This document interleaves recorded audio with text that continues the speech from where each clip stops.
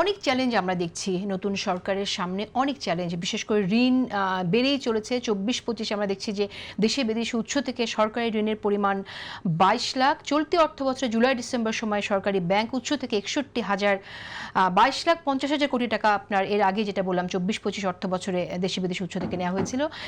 চলতি অর্থবছরে সেটা সরকারি ব্যাংক থেকে দেখছি সেই পরিমাণ ৬১,১৪৮ কোটি টাকা। এই যে এত ঋণ, এসব ঋণ, এত ঋণের কাঁধে, ঋণের বোঝা কাঁধে নিয়ে সরকার দায়িত্ব নিয়েছে।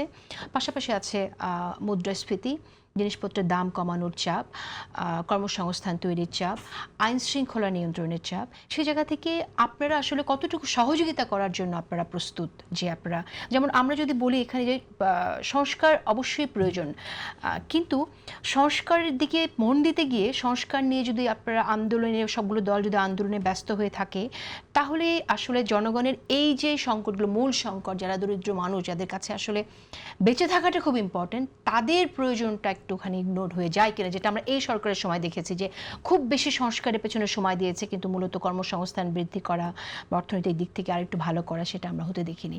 আমি জানতে চাই যে আপনারা আসলে কতটুকু সহযোগিতা করতে চাইছেন এখানে।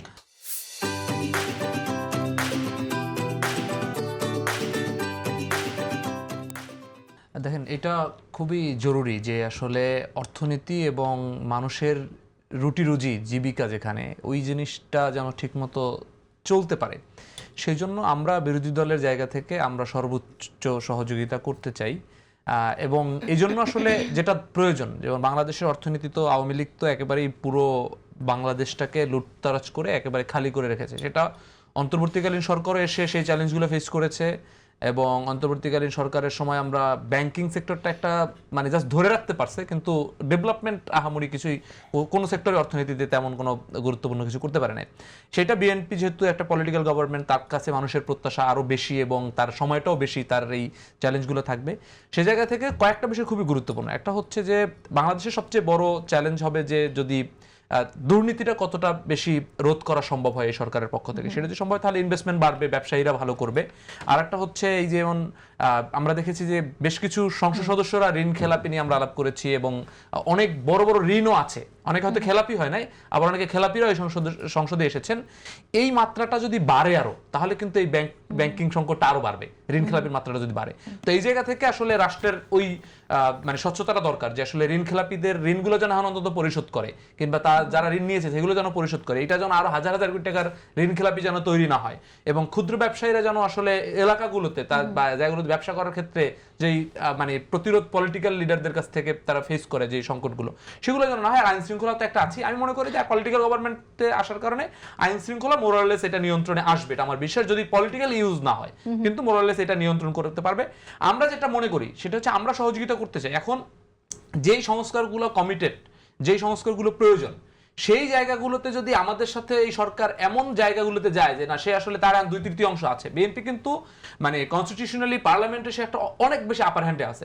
বিএনপি যদি অ্যাডামেন্ট থাকে যে না, আমাদের যেহেতু পার্লামেন্টে কোনো আইন পাস করতে বিরোধী দলকে লাগছে না, সো আমি এই সংস্কারটা গুনবো না, তখন কিন্তু এই রাজনৈতিক দলগুলো সহযোগিতা করার মাত্রাটা এবং সহযোগিতা করার সুযোগটা কমে যাবে। তখন কিন্তু সে বাধ্য হবে বিএনপিকে তখন মাঠে চ্যালেঞ্জ করার জন্য।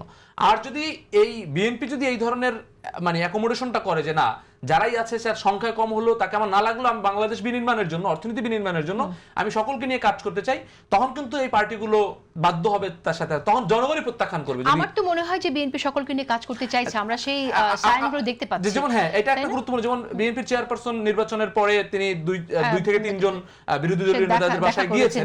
কিন্তু পাশাপাশি আবার দেখেন, আমি এটা গতকালকে একটা মিডিয়াতে বলেছি যে বিএনপির চেয়ারপারসন যখন গিয়েছেন, ওই মুহূর্তেও বিভিন্ন তৃণমূলে এই নাহিদ ইসলামের কর্মীদের উপরে হামলা হচ্ছে, শফিকুর রহমানের কর্মীদের উপরে হামলা হচ্ছে।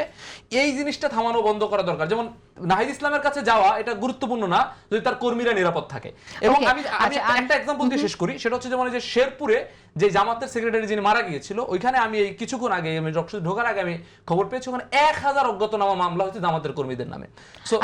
এই যে বিষয়, এই যে মামলা এবং আইন শৃঙ্খলা এভাবে চলতে থাকে, তখন কিন্তু এই রাজনৈতিক দলগুলোর মুখোমুখি দাঁড়ানো ছাড়া আমার মনে হয় যে এটা টপ থেকে মেসেজটা যায়, আপনারা যে কথাগুলো বলেন সেটাও যেমন যাবে, উনি যেটা বলছেন সেই কথাটাও, সে বার্তাটাও যাবে। আমরা দেখেছি যে বিএনপি চেয়ারপারসন তারেক রহমান, তিনি এখন প্রধানমন্ত্রী তারেক রহমান, তিনি এর আগে থেকেই বলে এসেছেন সব জায়গায় ধৈর্যের কথা উনি বলেছেন, এবং তিনি কোনো বিজয় উৎসব করতে না করেছেন বিজয়ের পরও, সেই লক্ষণগুলো দেখেছি। কিন্তু হ্যাঁ, আমি একটু বলতে চাই এখানে যে ঋণ খেলাপিদের নমিনেশন দেওয়া হয়েছে সেটা নিয়ে আপনারা অনেকবার বলছেন। ঋণ খেলাপিদের নমিনেশন না দেওয়া হলে ডেফিনেটলি সেটা আমার দিক থেকে ব্যক্তিগতভাবে মনে করি সেটা আমিও খুশি হতাম যেটি দল সে পরিবর্তনের কথা বলছে। কিন্তু এখানে প্রশ্ন থেকে যায়, সেটা হচ্ছে আমরা তো এমনটা জানি যারা ব্যবসা করেছেন তারাও নাজেহাল হয়েছেন, সেই বিষয়টাকে আপনারা মাথায় রেখেছেন কিনা? তার হ্যাঁ এক্স্যাক্টলি, শুধুমাত্র ঋণ খেলাপি বলার মধ্যে দিয়ে যিনি ব্যবসা করে নাজেহাল হয়েছেন তাদেরকে আমরা যেন একদম ঢালাওভাবে অপরাধী না বলে ফেলি, সেটা একটা বিষয়। আমি